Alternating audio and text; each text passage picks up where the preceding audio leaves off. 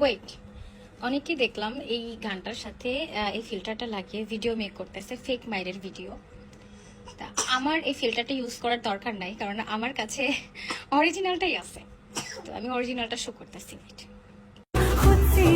আপনার স্ক্রিনে যে মেয়েটাকে দেখতে পেলেন, এই মেয়েটা একসময় টিকটকে ফর ইউ কাঁপাইতো, মানে টিকটকে ঢুকলেই তার ভিডিও থাকতো, আর তার নাম হচ্ছে জেন্সি মুন।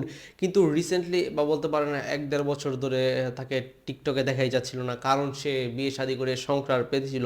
কিন্তু হঠাৎ আবার সে টিকটকে চলে এসেছে এবং সে একের পর এক ভিডিও আপলোড করতেছে, যেগুলো নিয়ে নাকি একটা কন্ট্রোভার্সি ক্রিয়েট হচ্ছে। সেটা হইতেছে রিসেন্টলি আমাদের দেশে টিকটকার রাজা হাকি নামে একটা কাপল, তাদের নাকি ডিভোর্স হয়ে গেছে, আর তার হাজবেন্ড তাকে মেরে বসকিয়ে দিয়েছে, চোখের নিচে দাগ পালাই দিয়েছে, নিয়ে সে ভিডিও করতেছিল, আর সেটা থেকে ট্রেন্ড হয়ে গেছিল। বাংলাদেশে সবাই ভিডিও করা শুরু করছে।